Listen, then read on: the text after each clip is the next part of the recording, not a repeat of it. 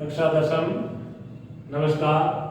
कल जो आपको पद्यांश समझाया गया था उसका अगला पद्यांश संख्या 3 आपको जो आज समझाई जा रही है और आप अच्छी तरीके से जो है उसको समझने का प्रयास करें और जितना आवश्यकता है कई कठिन शब्दों का तो आपको समझ में नहीं आए तो आप पुनः जो पूछने का प्रयास करें। तो सबसे पहले मैं आपको श्लोक पढ़ करके जो है समझाऊंगा, उसके बाद उसका हिंदी अनुवाद प्रसंग व्याख्या आदि आपको समझाई जाएगी।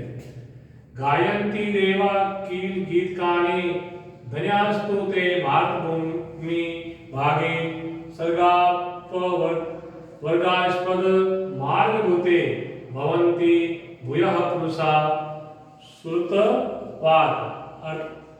अर्थात इस पद्यांश का जो अन्वय है वो इस प्रकार से है कि देवा कील गीतकानि गायन्ति यथा धन्यः तु ते पुरुषा सन्ति ये सर्वा वर्गास्पद मार्गभूते भारत भूमि भागे श्रुतवात् भूयः भवन्ति। इसी पद्यांश की जो है अन्वय अर्थात देवा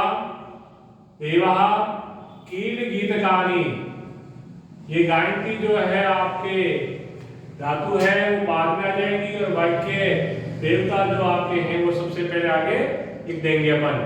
फिर यतः, फिर अगला जो है धन्यः तु ते, धन्य प्लस अस्तु, इसका जो है संधि विग्रह संधि विच्छेद करके जो है आपको समझाया। धन्य तु ते कौन है? पुरुषा संति ये, जो ये का अर्थ है जो सर्वगापवर्गास्पद मार्गे भूते, स्वर्ग और वर्गास्पद यानी मोक्ष, स्वर्ग और मोक्ष दोनों में रास्ते में धरती पर अर्थात भारत भूमि भागे भारत की धरती के स्थान पर श्रुतवात अर्थात देवता भूयः भवन्ति जो है देवता निवास करते हैं, उत्पन्न होते हैं।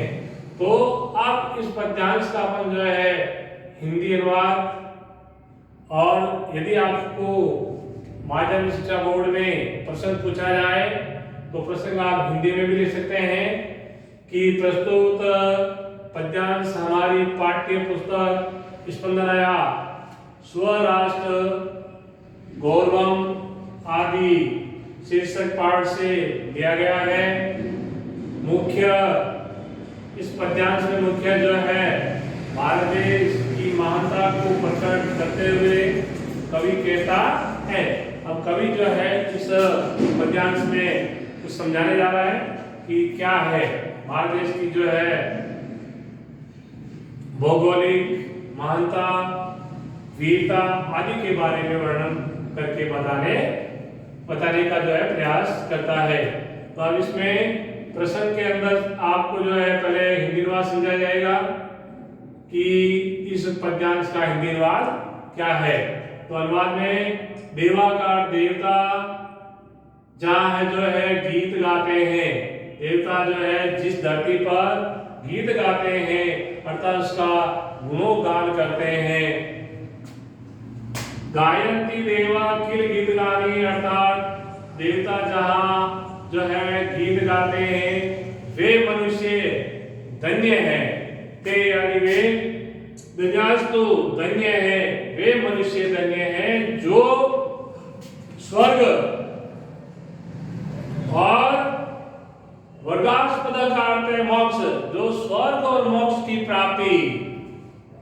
प्राप्ति का मार्ग स्वरूप भारत देश में देवता रूप से यानी स्वर्ग और मोक्ष की प्राप्ति का रास्ते के रूप में भारत देश में देवता स्वरूप अथवा स्वर्ग से भी आकर पुनः उत्पन्न होते हैं, जन्म लेते हैं। अब इसी का प्रसंग जो है आपको संस्कृत में समझाया जा रहा है कि प्रस्तुत पद्यांश अस्माकं पाठ्य पुस्तकस्य, पिछले श्लोक में भी मैंने आपको समझाया था कि ये जो प्रसंग है हर पद्यांश और श्लोक में यही चलता है। पहले पुस्तक का नाम, फिर पाठ का नाम, पाठ के बाद में पाठ का जो पद्यांश है उसमें किसका वर्णन किया गया है उसके बारे में जो है आप प्रश्न में लिखेंगे। तो प्रस्तुत पद्यांश अस्माकं पाठ्य पुस्तकस्य स्पंदनया, प्रस्तुत पद्यांश हमारी पाठ्य पुस्तक स्पंदनया स्वराष्ट्र गौरवम, अपने देश का गौरव आदि शीर्षक पाठ से उद्धृतम लिया गया है। मूलतः मुख्य अस्मिन् पद्ये, इस पद्य में भारत देश की महानता को प्रकट करते हुए बताते हुए कवि कहता है, क्या कहता देखिए आगे, इसकी जो संस्कृत व्याख्या है आपको समझाई जा रही है, ध्यानपूर्वक समझें। यस्य भारतस्य महिमाया, जिस भारत की महानता, महिमाया का अर्थ है महानता, गौरव जो अपन कहते हैं, यस्य भारतस्य महिमाया देवताः अपि गीतानि गायन्ति, जिस भारत देश की महानता का देवता भी जो है गीत गाते हैं। तस्य भारतस्य, उसी भारत का, तस्य यानी उसी, भारतस्य यानी भारत का, अर्थात भूमि, ते जनाः धन्या सन्ति, कि भारत देश की महानता अर्थात देवता भी गीत गाते हैं उस भारत की जो धरती है पर जो जन्म लेने वाले ते जना धन्या संति, वे लोग धन्य हैं। जो भारत देश की धरती पर जन्म लेते हैं, उत्पन्न होते हैं, वह व्यक्ति अर्थात लोग जो है धन्य हो गए हैं। ये स्वर्गस्य मोक्षस्य च स्थानस्य मार्ग स्वरूपे, अर्थात जो स्वर्ग और मोक्ष का स्थान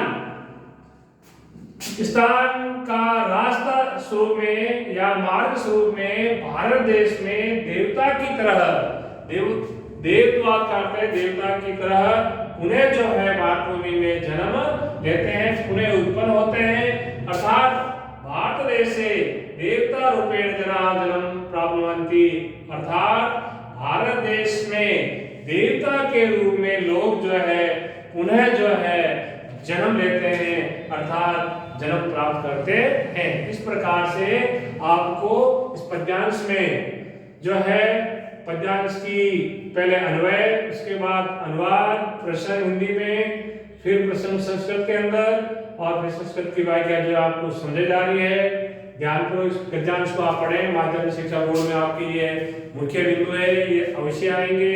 2 श्लोक जो है आपको संस्कृत में याद करना है, वो आपको बार बार लिखाया जाएगा, समझाया जाएगा।